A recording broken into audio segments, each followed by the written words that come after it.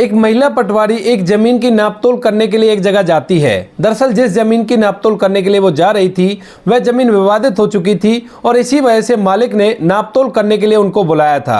वह अपनी जमीन पर नींव रखना चाहता था, लेकिन पड़ोस के जो जमीन वाले होते हैं वो उसे वहां पर नींव रखने से मना कर रहे थे। इसके बाद महिला पटवारी वहां पर जाती है और वहां जाकर नापतोल करने लगती है। वहां पर उस जमीन का मालिक भी था, साथ में ठेकेदार भी था और कुछ मजदूर जो वहां पर काम करने के लिए आए थे वो भी वहीं पर थे। अब जो पटवारी साहिबा होती है वो उस जमीन को नापतोल जब कर रही थी तभी अचानक से उसकी नजर एक मजदूर पर पड़ती है। अब जैसे वो उस मजदूर को देखती है तो थोड़ी देर तक हैरान हो जाती है और उसके बारे में बहुत कुछ सोचने लगती है। इधर जो वह मजदूर होता है वह भी पटवारी मैडम को देखता है, तो देखने के बाद वह भी बहुत चक्का सा खड़ा रह जाता है। लेकिन वहां पर बहुत सारे लोग मौजूद थे तो उन लोगों के सामने वो लोग एक दूसरे से कुछ भी नहीं कह पाते हैं। कौन था वह मजदूर और क्या कनेक्शन था उसका पटवारी साहिबा से, पूरी कहानी की सच्चाई जानने के लिए वीडियो को अंत तक जरूर देखें। मध्य प्रदेश के छतरपुर डिस्ट्रिक्ट के एक छोटे से गांव में एक लड़का रहा करता है जिसका नाम है रोहन। रोहन अपने माता पिता की इकलौती संतान है और रोहन के पास ढेर सारी पुश्तैनी जमीन है, तो उस पर अच्छी खासी खेतीबाड़ी हुआ करती है और उसी से उनका गुजारा अच्छी तरह से हो जाता है। रोहन ने ज्यादा पढ़ाई लिखाई नहीं की है, केवल इतनी की है कि वो अपना हिसाब किताब लगा सके और उसके बाद वो आराम से अपनी खेतीबाड़ी को संभाल रहा है। रोहन जैसे ही शादी के योग्य होता है तो उसके माता पिता उसकी शादी की चिंता करने लगते हैं और इधर उधर उसके लिए लड़की ढूंढने लगते हैं। ढूंढने से उन्हें एक लड़की मिल जाती है जिसका नाम होता है स्वाति जो कि पढ़ने लिखने में काफ़ी ज़्यादा होशियार थी और फिलहाल ग्रेजुएशन कर रही थी। अब जैसे रोहन स्वाति को देखता है तो पहली ही नज़र में स्वाति को पसंद कर लेता है और शादी के लिए हामी भर लेता है। लेकिन जो स्वाति होती है उसकी एक शर्त होती है और वह शर्त वह रोहन के घर वालों को बता देती है। उसने कहा था कि मुझे पढ़ाई लिखाई करनी है और पढ़ाई लिखाई करके एक सरकारी नौकर बनना है। लेकिन जो रोहन की माँ होती है वो स्वाति की शर्त को मानने से मना कर देती है। फिर जो रोहन होता है वह अपनी माँ से रिक्वेस्ट करने लगता, कहता है कि माँ वो लड़की बहुत ही सुंदर है और मैं उसी से शादी करना चाहता हूँ। तो मजबूरन बेटे की जिद के आगे माँ को घुटने टेकने पड़ते हैं और वह भी उस शादी के लिए तैयार हो जाती है।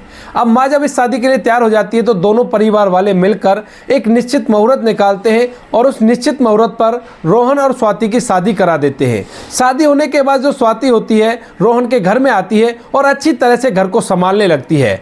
वह अच्छी तरह से सास ससुर से बात किया करती, अपने पति का ख्याल रखा करती, कोई भी कैसी भी दिक्कत नहीं थी। इसके बाद स्वाति अपने ससुराल से भी अपनी पढ़ाई लिखाई को जारी करती है और वहां से पढ़ने के लिए कॉलेज में जाने लगती है। जबकि रोहन को स्वाति के पढ़ने से कोई भी दिक्कत नहीं थी, वह तो चाहता था कि मेरी पत्नी पढ़ लिख कर एक सरकारी अधिकारी बन जाए ताकि हमारा जीवन और भी ज्यादा बेहतर हो सके।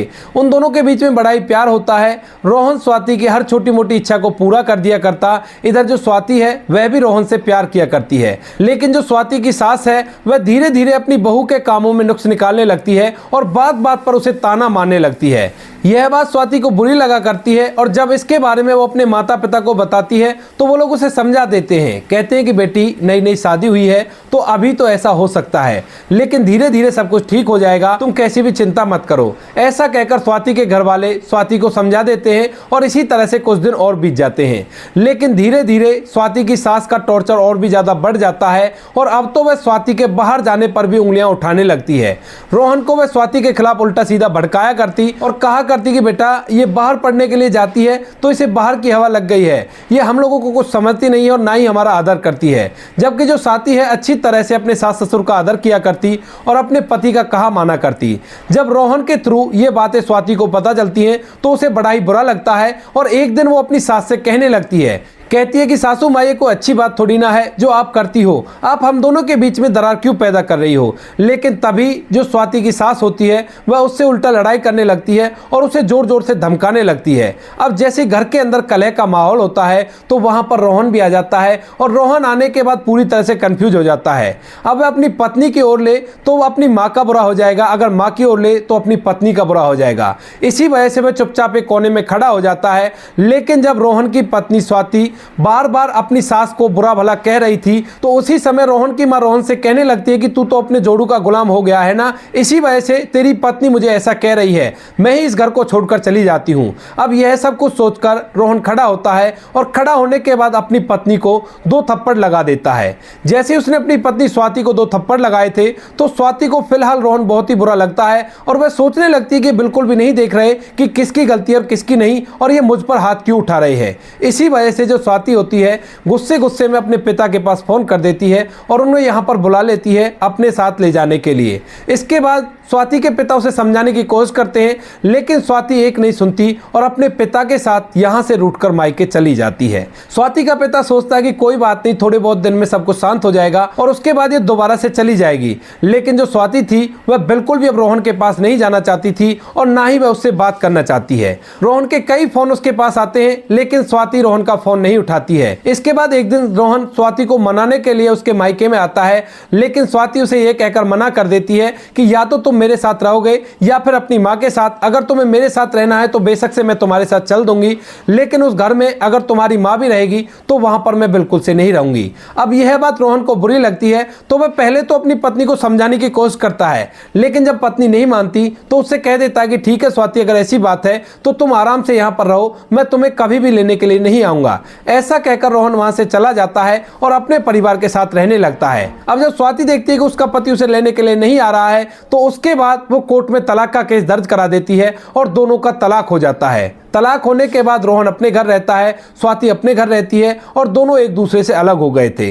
अब जो रोहन है वो मन ही मन इस बात के बारे में सोचा करता कि उसका कितना अच्छा परिवार था, लेकिन छोटी छोटी बातों की वजह से उसका परिवार तहस नहस हो गया और वो अकेला हो गया है। इसी वजह से जो रोहन होता है अब वह धीरे धीरे शराब पीने लगता है और शराब का एक बहुत बड़ा आदी बन जाता है। अब जब माता पिता देखते हैं कि बेटा शराब पीने लगा है, उसकी पत्नी से उसका तलाक हो गया है, तो उन लोगों को यह बात बड़ी बुरी लगती है, लेकिन वो कर भी क्या सकते हैं क्योंकि बेटा पूरी तरह से शराबी बन चुका है। कई बार वो उसे समझाने की कोशिश करते हैं, लेकिन जो रोहन होता है वो ज्यादातर शराब के नशे में रहा करता है, क्योंकि अब भी बार बार उसे स्वाति की याद आया करती और वह उसी के बारे में सोचा करता। इधर जो स्वाति होती है उसे भी बाद में ये पश्चाताप होता है कि उसने अपने पति के साथ गलत किया है, लेकिन फिर वो सोचती है कि अब जो हो गया सो हो गया, अब मैं इसको बदल भी कैसे सकती हूँ। इसी बात को सोचकर वह अपनी पढ़ाई लिखाई को करती रहती है और धीरे धीरे पढ़ लिख कर एक पटवारी बन जाती है।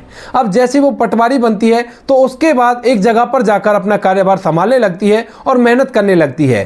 स्वाति के पिता उसे दूसरी शादी के लिए कहने लगते हैं, लेकिन वो मना कर देती है, कहती है कि नहीं बाबूजी, शादी एक बार होती है और एक बार शादी मेरी हो चुकी है, इसके बाद मैं दूसरी शादी बिल्कुल भी नहीं करूंगी। यह बात सुनकर उसके पिता उससे कहने लगते हैं कि बेटी बहुत लंबी जिंदगी है, इस तरह से कैसे व्यतीत होगी। लेकिन स्वाति कह देती है कि बाबूजी कोई बात नहीं, जैसे भी होगी वैसे हो जाएगी, कोई भी कैसी भी दिक्कत नहीं है। इधर जो रोहन होता है उसके कुछ दिनों बाद उसके माता पिता चिंता कर करके काफी ज्यादा बीमार रहने लगते हैं, लेकिन रोहन को शराब पीने के अलावा कोई भी काम दिखाई नहीं देता है और वह दिन रात शराब के नशे में चूर रहा करता ताकि वह अपनी पत्नी की यादों को अपने दिल से निकाल सके। बीमारी के कारण उसके माता पिता कुछ दिनों बाद बीमार होकर इस दुनिया को छोड़कर चले जाते हैं, लेकिन जो रोहन होता है वह अब भी शराब पिया करता और शराब के नशे में धुत रहा करता। धीरे धीरे करके जो रोहन होता है उसकी शराब की लत इतनी बढ़ जाती है कि उसके बाद वह धीरे धीरे करके अपनी प्रॉपर्टी को बेचने लगता है और लास्ट के टाइम में तो वह अपने घर को भी बेच देता है शराब पीने के लिए। अब जब रोहन एक दिन शराब के नशे में धुत होकर एक रोड के किनारे पड़ा हुआ था तो वहां पर एक व्यक्ति निकलता है और व्यक्ति निकलने के बाद उसे खूब खरी खोटी सुनाने लगता है। कहता है कि लालच है तेरे पे, तेरे पास सब कुछ था लेकिन तूने अपनी जिंदगी को खामखा ही बर्बाद कर लिया। क्योंकि वह व्यक्ति रोहन के ही गाँव का था और वह उसे अच्छी तरह से जानता था कि उसके पास अच्छा खासा जुगाड़ था, लेकिन फिर भी वो इस तरह से सड़कों पर पड़ा हुआ है शराब पीकर। इधर वह व्यक्ति, उसके पास कोई भी जमीन जायदाद नहीं थी, लेकिन उसने पढ़ाई लिखाई की और पढ़ाई लिखाई करने के बाद एक ऑफिस के अंदर वह सरकारी क्लर्क बन जाता है और अच्छे से अपने जीवन को जीने लगता है। अब रोहन, जिसका नशा थोड़ा सा कम हो गया था, वह इस बात के बारे में गहन सोच विचार करने लगता है। सोच सोचकर उसे याद आता है कि जो कुछ भी वो कर रहा है वो बिल्कुल ही गलत है और उसके माता पिता उसकी वजह से इस दुनिया को जल्दी छोड़कर चले गए हैं। इसके बाद रोहन शराब ना पीने का फैसला करता है और वहां से पासी के शहर में जाकर बस जाता है। वहां पर एक किराए का कमरा लेता है और सुबह सुबह मेहनत मजदूरी करने के लिए लेबर चौक पर खड़ा हो जाया करता और वहां से मजदूरी करने के लिए चला जाया करता। तभी लेबर चौक पर काम करते हुए उसकी मुलाकात एक प्रमोद नाम के ठेकेदार से होती है, जो बड़ा ही अच्छा और सज्जन व्यक्ति था और जब रोहन को मेहनत करते हुए देखता है तो उसे परमानेंट अपने पास रख लेता है। इसी तरह से काम चलता रहता है और सब कुछ ठीक ठीक होने लगता है।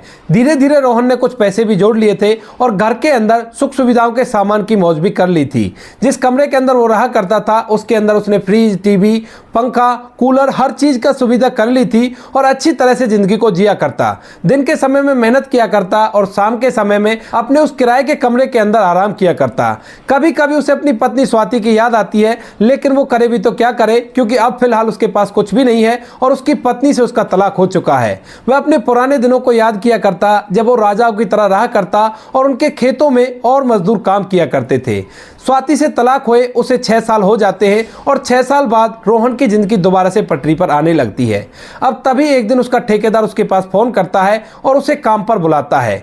जिस जमीन के काम पर उसने उसे बुलाया था वह जमीन विवादित थी और पड़ोस के व्यक्ति उस जमीन पर काम करने से ठेकेदार को मना कर देते हैं। इसके बाद जो ठेकेदार प्रमोद होता है वह वहां के मालिक के पास फोन करता है और मालिक को मौके पर बुला लेता है। मालिक वहां पर आता है और आने के बाद उस पड़ोस वाले व्यक्ति से बात करने लगता है। तो वो कहता है कि भाई साहब, जहां तक आपकी जमीन है वहां तक ले लो, लेकिन आप जो अपने मकान की नींव रख रहे हो वो हमारी जमीन में है और ऐसा हम बिल्कुल भी नहीं होने दे सकते। अगर आप ज्यादा फोर्सफुली ये काम करोगे तो हम लोग पुलिस को बुला लेंगे। इस बात को सुनकर मालिक थोड़ा सा डर जाता है और उससे कहने लगता है कि भाई साहब, जहां पर मैं नींव रख रहा हूं वहीं पर मेरी जमीन है। अगर आपको विश्वास नहीं है तो मैं यहां पर पटवारी साहब को बुला लेता हूं और वही इस जमीन का आकर फैसला कर देंगे। तो जो पड़ोस का व्यक्ति होता है वो इस बात के लिए एग्री हो जाता है और कहता है कि ठीक है, अगर ऐसी बात है तो हमारी जमीन जहां पर पूरी होती है वहां के बाद आप कहीं से भी बिल्डिंग बना लेना, हमें कोई भी आपत्ति नहीं है।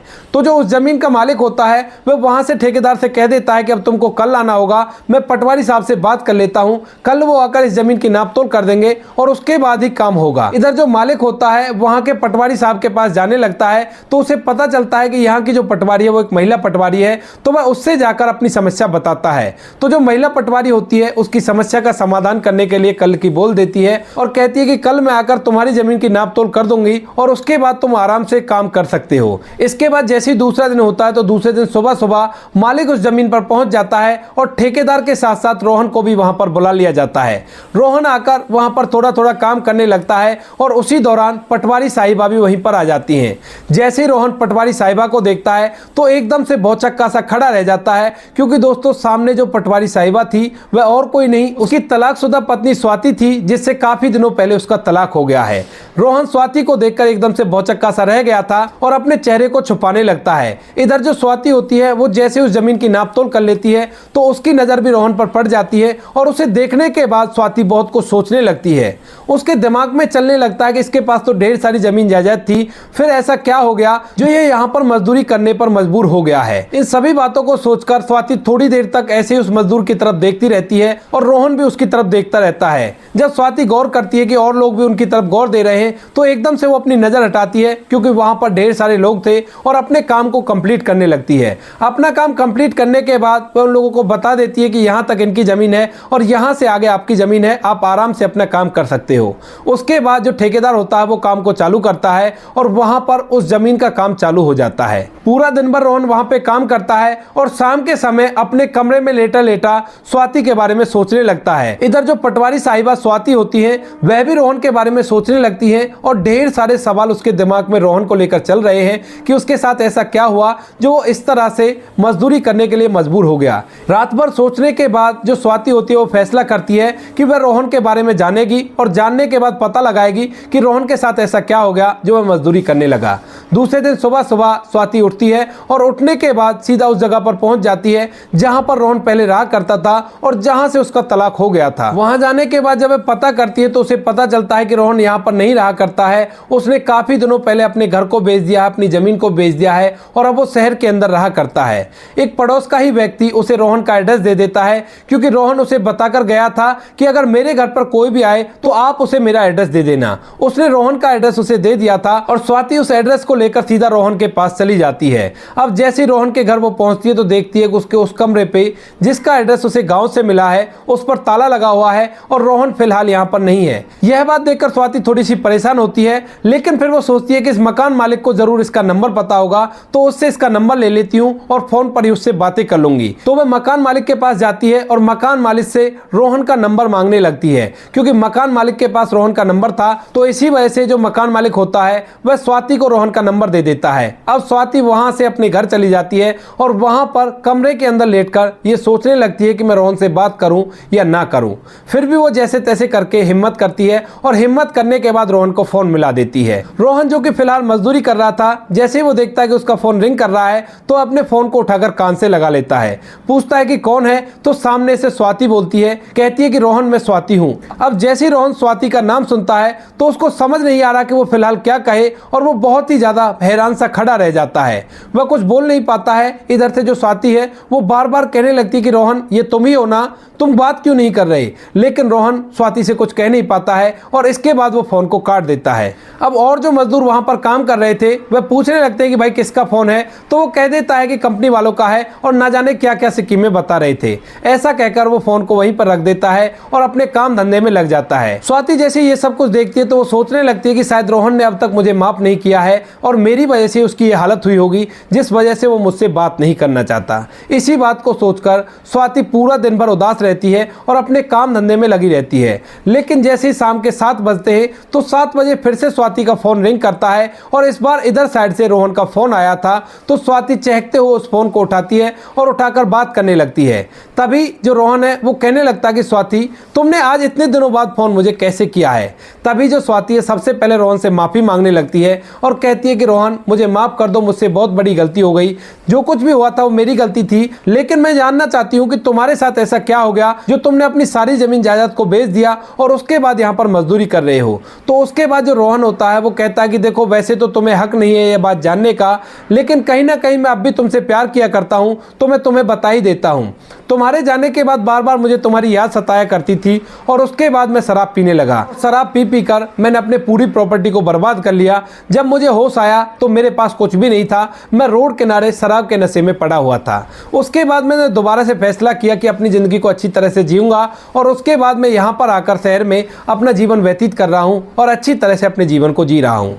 उसी शहर के अंदर स्वाति रहा करती थी। तो स्वाति कहती है कि रोहन क्या हम दोनों मिल सकते हैं।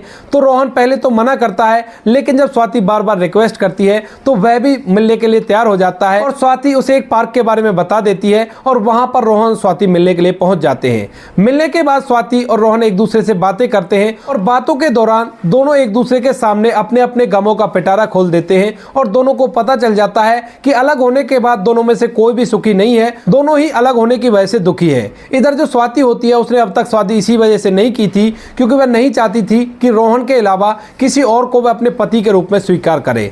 तो स्वाति रोहन से कहने लगती है कि रोहन अगर तुम बुरा ना मानो तो क्या हम दोनों एक दूसरे के साथ दोबारा से रह सकते हैं। इस बात को सुनकर रोहन हैरान हो जाता है और कहने लगता है कि साथी तुम कहना क्या चाहती हो, मैं एक मजदूर हूं और तुम एक पटवारी हो, लोग क्या कहेंगे हमारे बारे में। तो स्वाति कहती है कि मुझे नहीं पता कि लोग हमारे बारे में क्या कहेंगे, मुझे तो ये पता है कि मैं तुमसे आज भी प्यार किया करती हूँ और मैं तुम्हारे साथ ही अपनी जिंदगी को खुशी से बिता सकती हूँ। तो तुम ये बताओ कि क्या तुम मुझसे शादी करना चाहते हो या नहीं। तो रोहन थोड़ी देर तक सोचता है और सोचने के बाद कह देता है कि ठीक है स्वाति, अगर तुम ऐसा चाहती हो तो हम लोग दोबारा से शादी कर लेंगे। इसके बाद रोहन और स्वाति की शादी हो जाती है और शादी होने के बाद जो स्वाति है रोहन को अपने साथ ही रखने लगती है अपने पास और वहीं पर हंसी खुशी जीवन व्यतीत करने लगती है। इधर जब स्वाति के माता पिता को ये बात पता चलती है कि स्वाति ने रोहन से दोबारा शादी कर ली है तो वो लोग भी इस बात से बड़े ही खुश होते हैं क्योंकि उनको भी पता था कि कहीं ना कहीं उनकी बेटी की ही गलती है, लेकिन आज उनकी बेटी ने अपनी गलती को सुधार लिया है। वो लोग हंसी खुशी जीवन व्यतीत करते हैं। कुछ दिनों बाद जो स्वाति होती है रोहन के लिए एक छोटा सा रोजगार चालू करवा देती है और उस रोजगार में रोहन दिन रात मेहनत करता है और अच्छी तरह से अपने जीवन को व्यतीत करता है। आप क्या कहना चाहते हो इस कहानी के बारे में? आपकी जो भी राय कमेंट सेक्शन में लिख सकते हो, लोगों के साथ शेयर कर सकते हो। वीडियो अगर अच्छी लगी हो तो वीडियो को लाइक और चैनल को सब्सक्राइब जरूर करें ताकि हमें थोड़ा सा हौसला मिले आप लोगों के लिए ऐसे अच्छे वीडियो बनाने के लिए। इन कहानियों को सुनाने का उद्देश्य किसी को परेशान करना बिल्कुल भी नहीं है। यह कहानी आपको इसलिए सुनाई जाती है ताकि आप लोग इन कहानियों में से कुछ ना कुछ सीख सको और अपने जीवन में उस चीज़ को अप्लाई कर सको। मिलते हैं किसी नेक्स्ट वीडियो में नए टॉपिक के साथ, तब तक के लिए जय हिंद, जय भारत, जय हिंदुस्तान।